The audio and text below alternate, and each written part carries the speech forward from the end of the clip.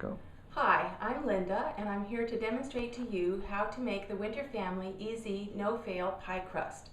We've been making this same pie crust for 40 or 50 years in our family, and it's always been found to be easy, almost impossible to ruin, and so many people have asked us for the recipe that we thought it was time to make a YouTube video showing how you can do it. In fact, you should know that when my children were 8 and 9 years old, I taught them how to do this, and they have been making pies ever since. In fact, we've had family gatherings at Thanksgiving with 35 people and 35 pies. We're so much into pies in this family. But this is a very easy pie crust using oil as its base, which makes it very hard to ruin because you don't have to worry about the pie crust getting tough the more you handle it. We will post the entire recipe on the little part below the video screen on YouTube so that you can see it. It starts with 2 cups of flour with 2 tablespoons of flour removed. So you can see here's the first cup of flour, and then the second cup of flour here when I'm removing a tablespoon. It's approximate. Okay, and then we use a teaspoon of salt, more or less, and you mix that all together. To that, you want to add the liquid ingredients, and that starts with a half a cup of oil. And I always, just to make things a little bit easier to roll out and a little bit flakier, I always put in just a little bit more than a half a cup. To that, I add 1/4 cup of milk. This is just 2% milk.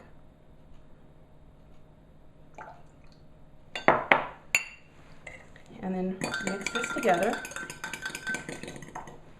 And then pour it all at once into the dry ingredients that are in the bowl. Now, this gets all stirred up and it starts to clump in a ball. Now, sometimes the humidity can cause it to be a little bit, moister or not as moist. And so the important thing to know is you'll get used to the texture of it. You just get right in there, get your hands dirty in it, and it'll start clumping into a ball. If it turns out too dry, you can always pour a little bit of oil on your hands and just mix it in. Don't add extra milk. So I'm looking at this and it feels a little dry. If it's too moist, you can put a little bit of flour on your hands and add it. But I'm just going to add a little bit of oil to my hands and put it in. Another thing you can do if it's a little bit too dry is just not mix in all the little bits. Okay, so you want to get it all kind of clumped together. And then you separate this into 2 approximately the same size balls. This is for an 8-inch or 9-inch pie crust. We just use the Marie Callender's tins, which are 8-inch, and they work great. Now, because this is an oil crust, you don't have to roll it out on the counter in flour, which makes it so much easier to clean up. Instead, you use wax paper, and you roll it out between wax paper. So I take one of these, and I kind of flatten it into a disc, put it between the 2 sheets of wax paper, and I roll it out. Now, while you're rolling it, especially at the beginning, you want to roll very gently, because if you don't roll gently, it'll make the paper on the bottom get all wrinkled, and it just makes it a little bit harder. At first, this may seem difficult for you, but after a while, you could do it in your sleep. It's so easy. And my son has been making pie every year for Thanksgiving since he was 8 or 9, and he's a champion pie maker now. He prefers to make the crust than the filling, but he sure likes to eat the pie. Now you'll notice that I'm turning this a little bit as I go, and this just helps me roll it out round, because as much as possible you want it round. And as it flattens out completely, you can press more hard. You can press harder so that it will become bigger.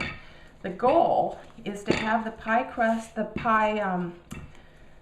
one crust, to be about 2 inches bigger than the pie pan. When you're making a 2-crust pie, it's not quite as important that it be as big as when you're making a 1-crust pie, because with a 2-crust pie, you have the crust from both the bottom crust and the top crust available to flute when you get to that point. With a one crust pie, you only have the one, so it especially matters then to roll it out big enough. And a way that you can tell if it's big enough is to turn the pie pan on top of it. And you can see that I've got a couple inches around it. Now, the easiest way to get it off is you take off the top, put it back on, and then flip it over. And then take off what was the bottom. Oops, that stuck a little bit. Okay, and then for the bottom crust, I just turn it right upside down, put my hand underneath, and flip.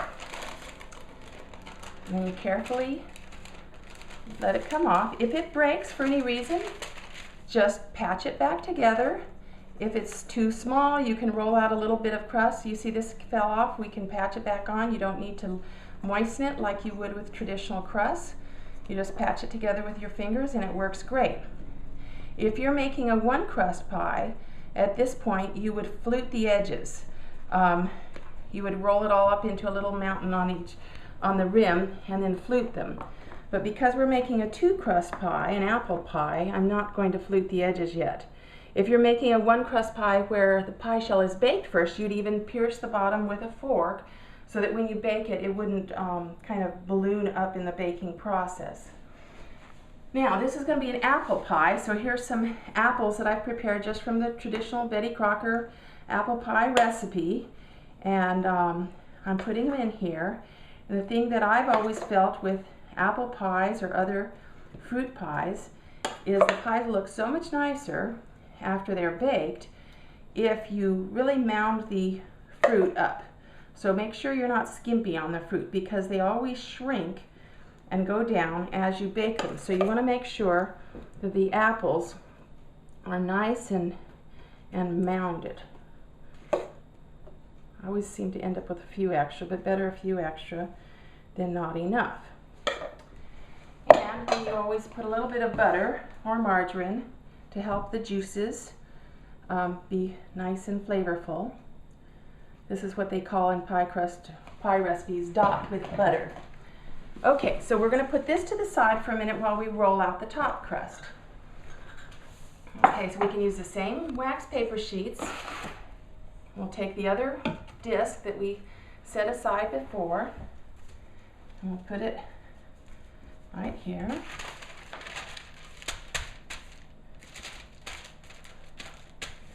And we'll roll it out again.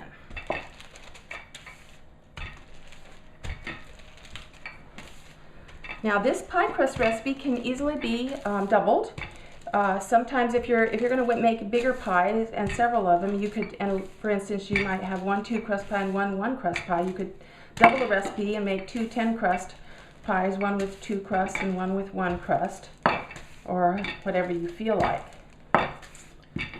I've had my kitchen full of teenage girls or young adult girls all learning how to make pie crust, all rolling out pie crust on different counters all at the same time before.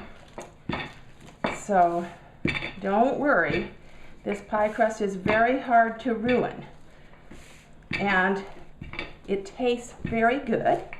In addition, it's low fat because it only uses half a cup of oil for a recipe that has 2 cups of flour, unlike most lard or butter crusts that use 3/4 or even sometimes a whole cup.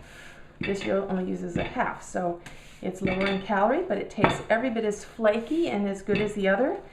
It's suitable for sweet pies, for savory pies, quiches, meat pies, anything you want to do with it.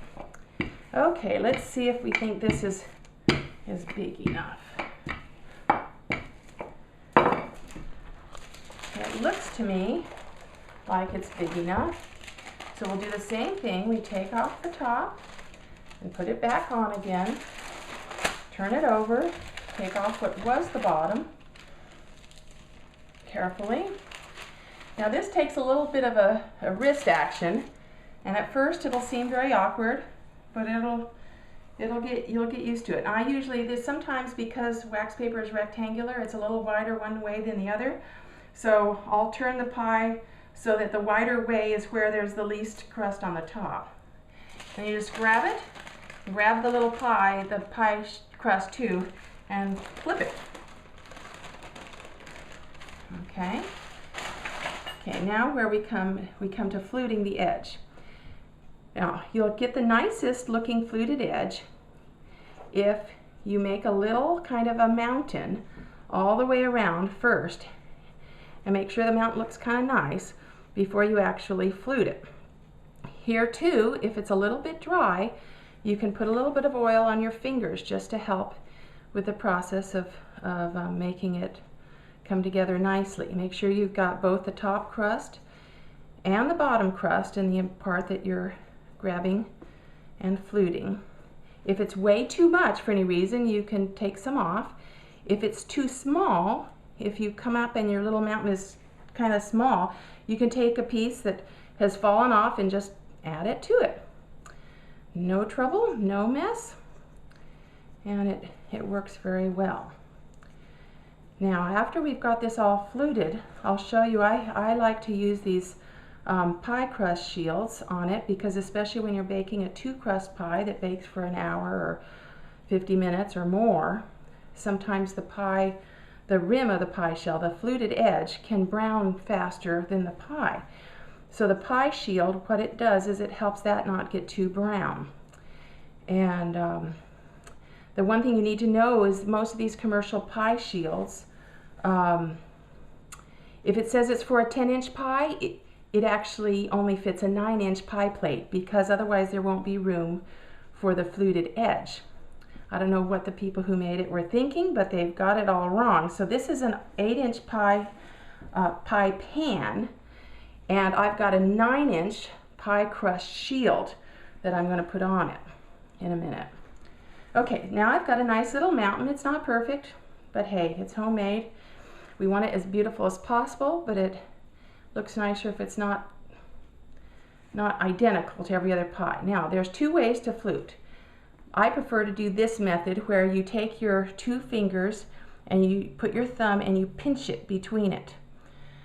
Other people, especially those with long fingernails like my sister, will do it this way or this way, you know, depending on how long their fingers are. So you could do it either way. The point of the fluting, there's 2 reasons for the fluting. One is it's pretty. The second thing that the fluting does, the purpose it has, is it helps to catch the juices, because as you cook, especially a fresh fruit pie like an apple pie, the juices will accumulate and they start building up, and the high fluted edge helps retain the juices so they don't run all over the bottom of your oven. In addition, I always, when I'm cooking a fruit pie, I always put it on a cookie sheet that has a little rim around it, so that any juices that run out will accumulate on the cookie sheet instead of on the bottom of my oven. Now, the last thing you need to do is, and I see I don't put a knife here, but I can use a spoon, is you need to cut a little indentation in the top of the crust, and you do that so that the steam that starts rising during the pie baking has a way to escape, so the top doesn't just kind of explode off the top. There are other things you can do. Sprinkle it with sugar, brush it with beaten egg yolks. You can do any one of those things. You can see that this 9-inch pie shield is a perfect fit for an 8-inch pie crust. And I'm going to put it on this little pizza pan, which has a nice rim so it'll catch the juices. And then I'll cook it in the oven for the amount of time that it says in the Betty Crocker cookbook, which is, it says 425 degrees for 50 to 55 minutes. I usually put it about 400 and cook it longer. The main thing is you need to make sure that the juices are running and bubbling around here, and that's how you know it's done. But this is how to make the Winter Family flaky, quick and easy pie crust. You can see it only took a few minutes from start to finish. You can do this every night if you want to have pie, and don't be put off from having pie any longer. It's in your power to do it. Enjoy.